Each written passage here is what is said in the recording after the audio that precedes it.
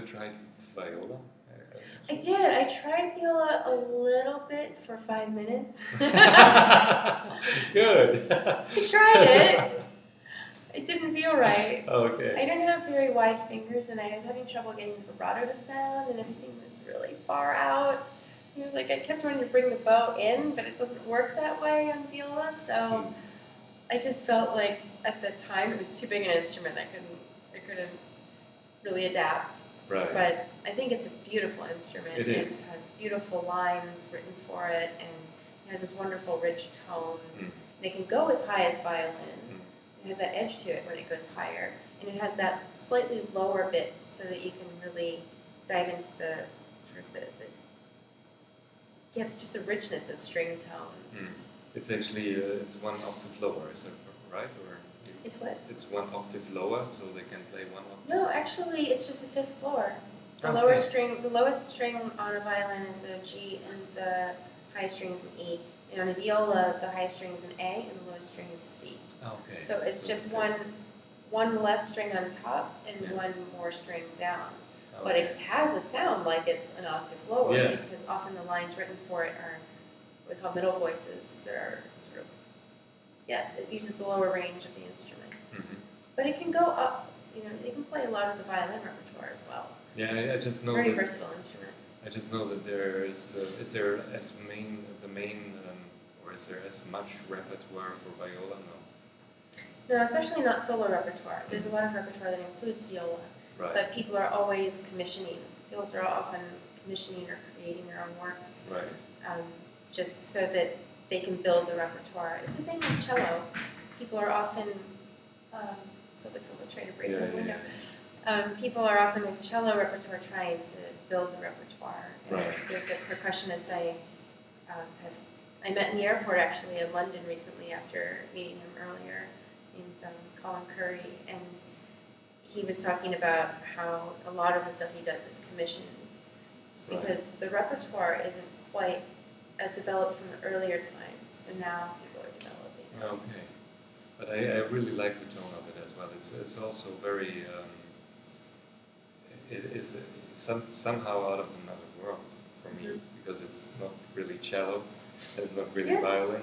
Yeah. It's a little bit. I wouldn't say like our music, but it has something that is like sitting between certain popular things, which I think is very interesting because that was something that when I was around 20, to be like in this position was always bad. Like when you were sitting between the chairs in terms of the music that you were creating, because everyone who worked with you was like really uncomfortable because they said, hey, I don't know what are you doing? Is that like hip hop or is that pop? And when they couldn't find a word or a category for it,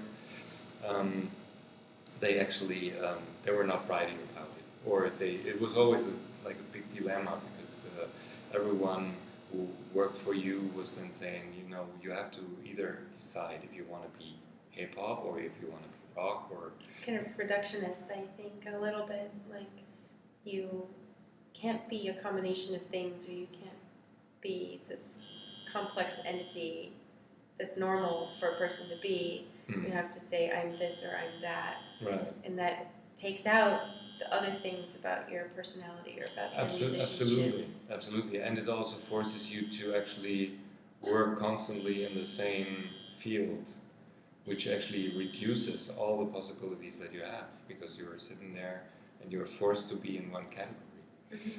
And what I liked about, which I think the viola for me represents a little bit this, because you can't play, you're not the star in the set, but you're also not the bass.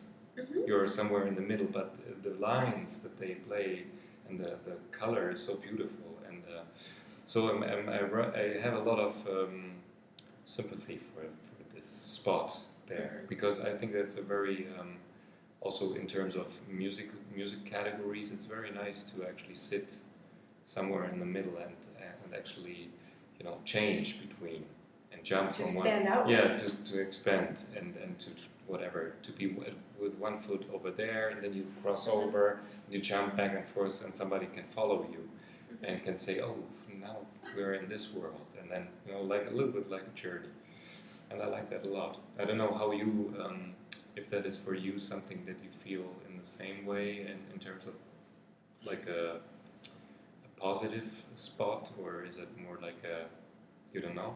I mean, I've never necessarily been in that position, just playing the violin. There's so much repertoire that establishes itself and says, this is where I am. And you just play it, but there's also a lot of repertoire that's not so well known. I haven't thought of it in terms of being in between things, but there is a lot of repertoire that's kind of violinist repertoire or niche repertoire or stuff that should be popular but isn't right now because it used to be popular. Maybe my theory is that when things are too popular, people think everyone else is going to play them, so they stop playing them themselves, and everyone thinks this at the same time. And a few decades later, everyone is wondering where that piece went. Just like shortly after that time when everyone is wondering where that piece went, everyone starts playing it again. Because everyone thinks, oh, I'm going to do something no one else is doing. And it seems to happen in waves. It's happened to me. I've seen it happen to other people. I start playing something and suddenly everyone else is playing it too. How long will you stay here? Another 5 minutes? Because 5 minutes, okay. Yeah. Is that okay? Thank you. Okay.